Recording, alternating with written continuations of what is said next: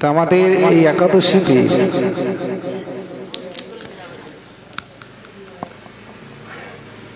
অন্ন খেলে অন্নের মধ্যে পাপ যুক্ত করা আছে।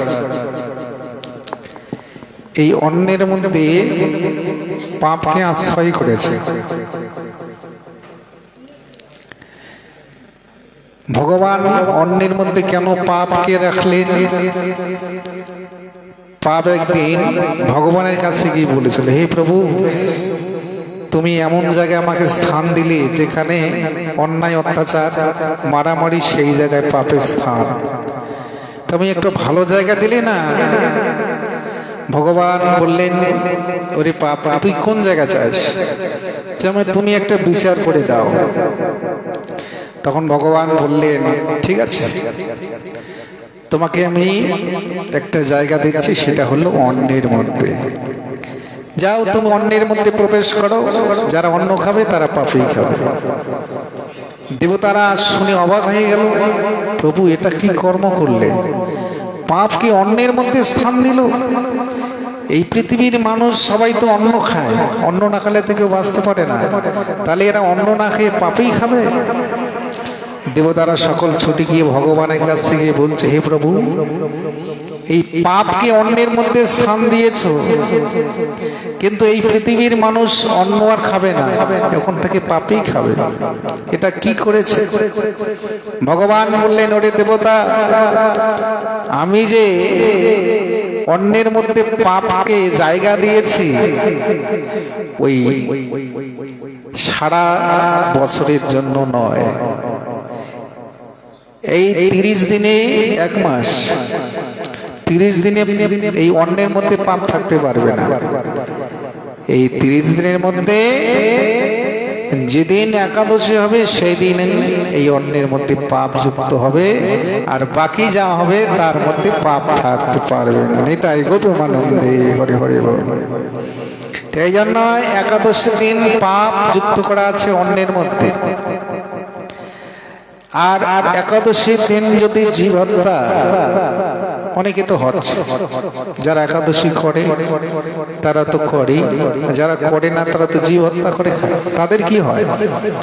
শাস্ত্রে পদ্মপুরাণে বলা আছে যে রসনার্থীর জন্য যাকে আমরা হত্যা করে খাচ্ছি একাদশীর দিনে, ওই মারা যাওয়ার সময় তিনি বলে যাচ্ছেন, তাকে দেখিতে তিনি মরে যাচ্ছেন, বলছে আজকে তুমি রসনার্থীর জন্য তুমি আমাকে সবলয় হত্যা করে খেলে, আগামী দিনে তুমি দুর্বল হবে, আমি তোমাকে সবলয় হত্যা করে খাবো। কর্মফল কোনোদিন খণ্ডন হবে না, রক্ত দিয়ে রক্তের ঋণ শোধ করতে হবে। কর্ম ফল কখনো খণ্ডন হবে না, যেমন কর্ম তেমন ফল। পদ্মপুরাণে একটু উল্লেখিত আছে, ছোট্ট একটু বলি কেমন কর্মটা।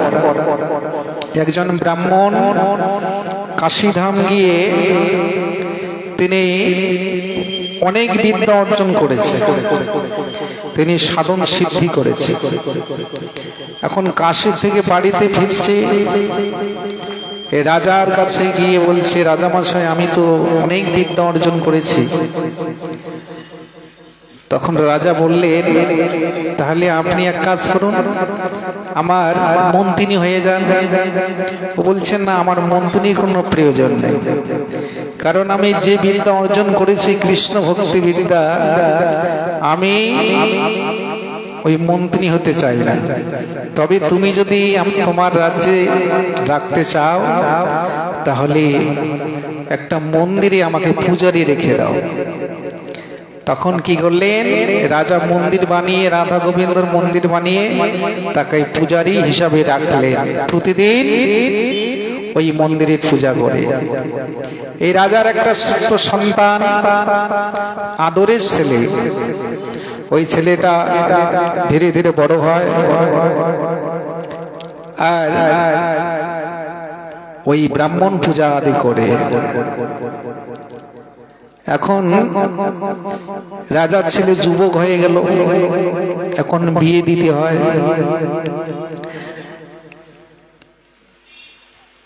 এক রাজকন্যা দিয়ে ওই রাজার ছেলেকে বিবাহ দিল।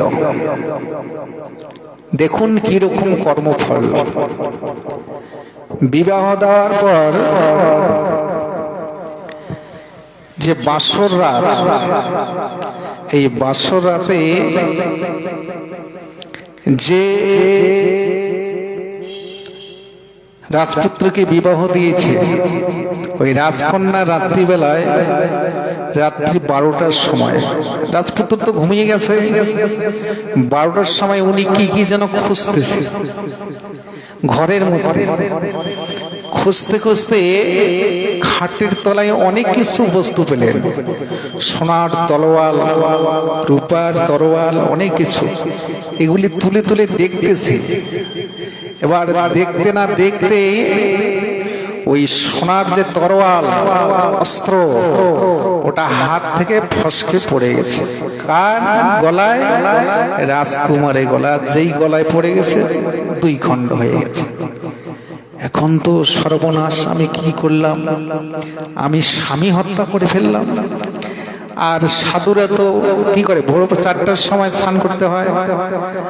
আর ওই ব্রাহ্মণ কিন্তু প্রতিদিন ওই যে ঘরে বাসর ঘর দিয়েছে তার পাশেই কুয়ো আছে, সেখানে গিয়ে 4টার সময় স্নান করে তারপরে সে ঠাকুর জাগায়, তবে আরতি করে।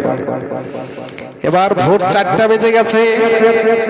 এখন সেই রাজকন্যা চিন্তায় পড়ে গেল, এই আমি বাসরাতে স্বামীকে হত্যা করলাম, রাত্রি প্রভাত হলে কি হবে? এবার কি করলেন? নিরুপায় হয়ে ওই ব্রাহ্মণ স্নান করতেছে, এমন সময় কি করলেন? দরজা খুলে চিৎকার করে বলছে, চোর চোর চোর, আমার স্বামীকে এখনই হত্যা করলো। আর যেই চিৎকার করছে, রাজবাড়ি থেকে মন্ত্রী মহোদয় করেন সবাই ছুটি আসলো। কি হলো কি হলো? বলে আমার স্বামীকে এখনই হত্যা করলো। কে? এই যে ব্রাহ্মণ। হত্যা করে এখনই জল নিয়ে স্নান করতেছে। এবার ব্রাহ্মণকে ধরে ফেললো। ব্রাহ্মণকে বলছে, ব্রাহ্মণ, তোমাকে আমি এই রাজ্যের আশ্রয় দিয়েছি পূজারী ব্রাহ্মণ হিসেবে, আর তুমি এমন কর্ম করলে, তার পুত্রকে মেরে দিলে। ব্রাহ্মণ বলছে, আমি এটা কোনোদিনও করতে পারি না, কারণ এটা আমি করিনি। আপনারা বিশ্বাস করছেন এই কর্মটা আমি করিনি, ওখানে আর বিশ্বাস করবে? করনি। এবার কি করলেন? ব্রাহ্মণকে নিয়ে গেলেন রাজার কাছে। রাজাকে গিয়ে বললেন, এই ব্রাহ্মণ তোমার সন্তানকে হত্যা করেছে। রাজা বললেন, ব্রাহ্মণ মশাই, তোমাকে আমি আশ্রয় দিলাম, তোমাকে কত ভালোবাসি, আর সেই ছেলেটাকে তুমি নিজে হাতে বধ করলে, তোমার একটু দরদ হলো না? ব্রাহ্মণ বলছে, মহারাজ দেখুন, আমি যে এই কর্মটা করব আপনার কি বিশ্বাস হয়? না, আমার নতুন বৌমা যখন বলছে আমার বিশ্বাস হবে না। তুমি ছাড়া কে করবে? আমার বৌমা করবে। এখন তো নিরুপায় হয়ে গেলেন। ঠিক আছে ব্রাহ্মণ, আমি তোমাকে কোনো শাস্তি দিব না, কারণ যে হাত দিয়ে তুমি আমার ছেলেকে বধ করেছো, হত্যা করেছো, তার সেই হাতটাই কেটে দিয়ে দাও। একটা হাত ব্রাহ্মণের কেটে দিলেন, আর একটা হাত। ব্রাহ্মণ মনে মনে চিন্তা করছে, আমি কি কর্ম করেছি, এই কর্ম ফলে আজকে আমার হাতটা কেটে গেল। এই মর্তধামে কারো যদি কোনো বড় ধরনের ব্যাধি হয় বা কোনো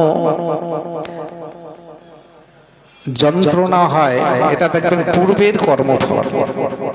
আমরা পূর্বের কর্মফল সেটা ভোগ করে থাকি। তাই ব্রাহ্মণ মনে মনে চিন্তা করছে, নিশ্চয় আমার খারাপ কর্ম আছে, আজকে এই জন্য আমার হাতটা কেটে গেল। ঠিক আছে, হাত কেটে গেল, তাতে দুঃখ নেই, তবে আমি গণক পণ্ডিতের কাছে যাব, গিয়ে আমার ভাগ্যটা একটু যাচাই করে দেখব, আমি পূর্বে কি কর্ম করেছি। এবার তিনি খুঁজতে খুঁজতে পেলেন কাশী ধামে এক পণ্ডিত, তিনি ভুল ভবিষ্যৎ বলতে পারেন মানুষের। আগে কি ছিল, পরে কি ছিল, ওটা বলতে পারে।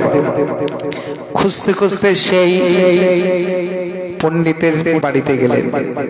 এবার পণ্ডিতের বাড়িতে গিয়ে দেখছে সেই পণ্ডিত বাড়িতে নেই। গিয়ে চিৎকার করে ডাকছে, পণ্ডিত মশাই, পণ্ডিত মশাই, আপনি বাড়িতে আছেন? কিন্তু তার স্ত্রী বলছে, কে? ও সাধু বাবা, আপনি কোথা থেকে এসেছেন? বলছে, মা, অনেক দূর থেকে এসেছি, তবে এই পণ্ডিত মশাই কোথায় গিয়েছে? বলছে, উনি তো বাড়িতে থাকে না, ওনাকে বিয়ে করে যা আমার জ্বালা, ও এখন আছে তখনই চলে যায়। কোন কোন জায়গায় যায় আমাকে তো ভুলে যায় না। এ না মরলে আমার শান্তি নেই। মানে তার স্বামীর নামে যা গালাগালি শুরু করলো।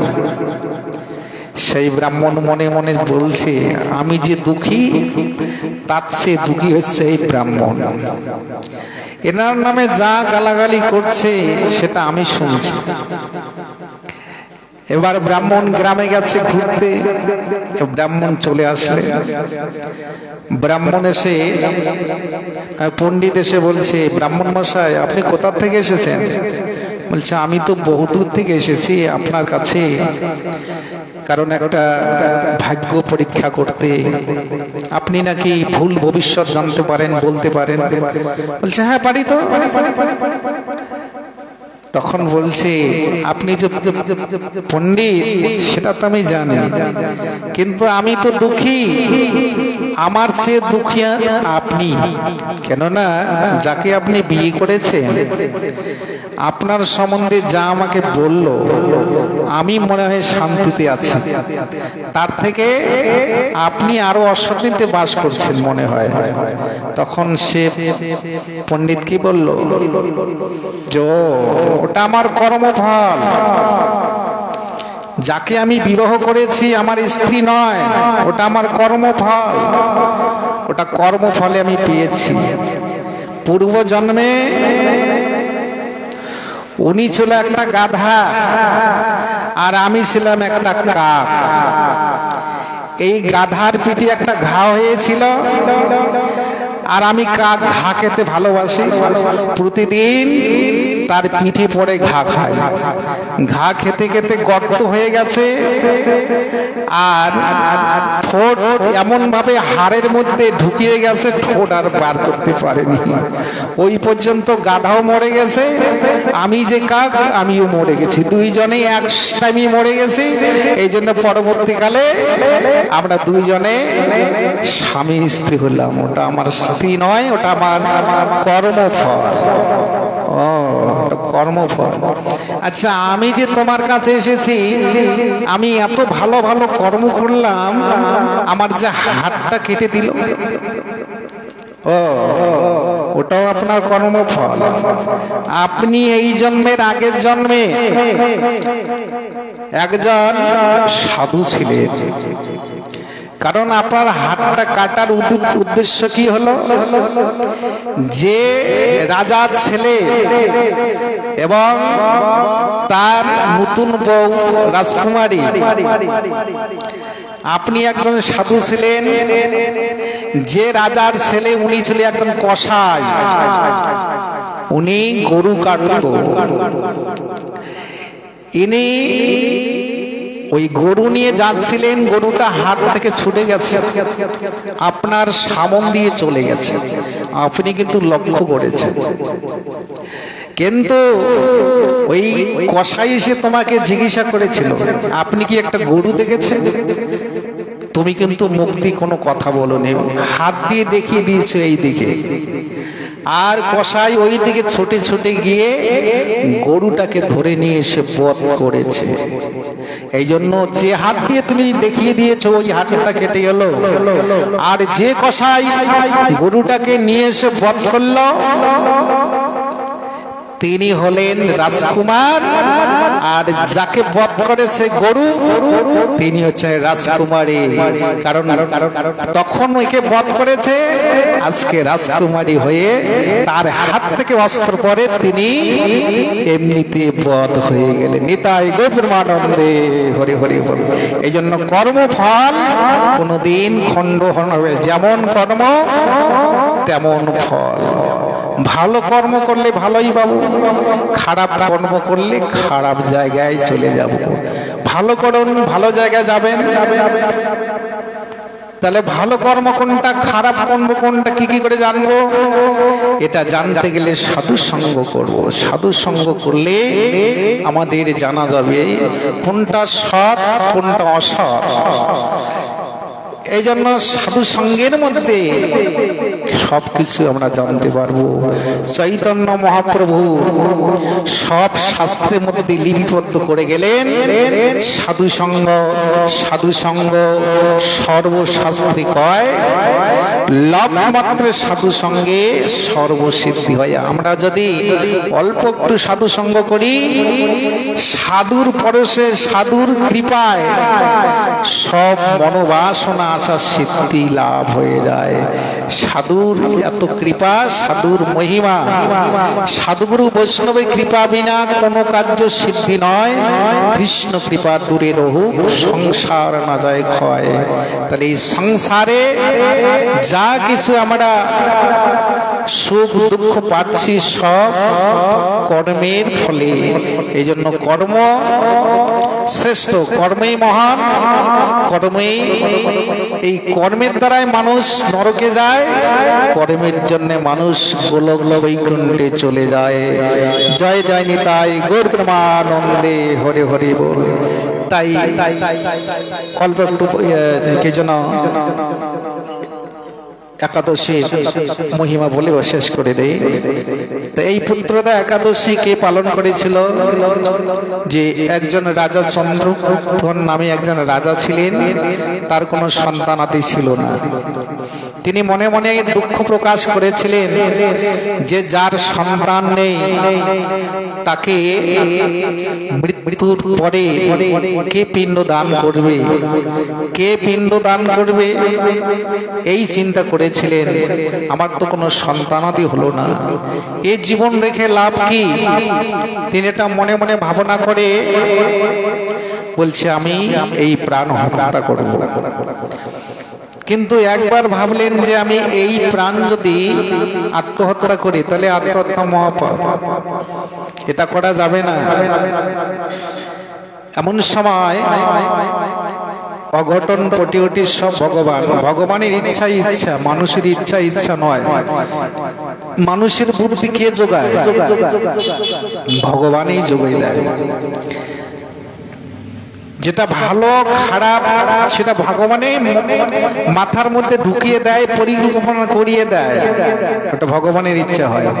তাই তিনি হঠাৎ একদিন মনোভাবে মন্ত্রিনী মহাদানকে নিয়ে বনে প্রবেশ করলেন। জঙ্গলের মধ্যে শিকারে গেলেন। সেখানে শিকারে গিয়ে হঠাৎ করে রাজার জল পিপাসা পেয়ে গেল। জলের জন্য এদিকে সেদিক ছুটতে লাগলো, কোথায় জল পাবো। কিন্তু হঠাৎ করে দেখতে পারলো এই জঙ্গলের মধ্যে একটা সরোবর, দিঘি, সেখানে অনেক মাছ, অনেক জীবজন্তুর আছে। তার পাশে একটা আশ্রম আছে, সেই মুনি ঋষির আশ্রম দেখতে পেলেন। তখন রাজামশাই গিয়ে ওই মুনি ঋষির চরণে প্রণাম করলেন। মুনি ঋষি জিজ্ঞাসা করলেন, হে রাজামশাই, আপনি কি উদ্দেশ্যে এই বনে প্রবেশ করেছেন? কেন আমাদের কুটিরে আগমন হয়েছে? তখন রাজা বললেন যে মুনিবর, আমি খুব দুঃখিত, আমার কোনো সন্তান আদি নেই। আমি বহুদিন থেকে পুত্র কামনা করি যে আমার যদি একটা পুত্র হয়, সেই পুত্র হয়তো মরার পরে আমার পিণ্ড দান করবে, পুণ্য নামক নরক থেকে মুক্তি লাভ পাবো। তখন সে মুনি ঋষি বললেন, রাজামশাই আপনি কোনো চিন্তা করেন না, ঠিক আছে আমি আশীর্বাদ করলাম, আমার আশীর্বাদে তোমার পুত্র সন্তান লাভ হবে। তবে এই যে পুত্রদা একাদশী আজকে আপনি যে এসেছেন, এই আজকের দিনে আপনি ফল আহার করে এই একাদশী পালন করবেন। এই একাদশী পালন করলে আপনার পুত্র লাভ অবশ্যই হবে। পরে রাজা বাড়িতে রাজবাড়িতে এসে সেই ফলমূল আহার করে এই পুত্র একাদশী পালন করতে লাগলেন। কিছুদিনের মধ্যে এই রাজার স্ত্রী গর্ভবতী হলো, পরে একটা সুন্দর সন্তান লাভ করলো। এই মুনি ঋষির আশীর্বাদে পুত্রদা একাদশী পালন করার ফলে নিতাই গৌরানন্দে হরি হরি বল। পঞ্চা কল্পতরুশ্চ কৃপা সিন্ধুবেচ পতিতানাং পাবনেভ্যো সর্বভূত।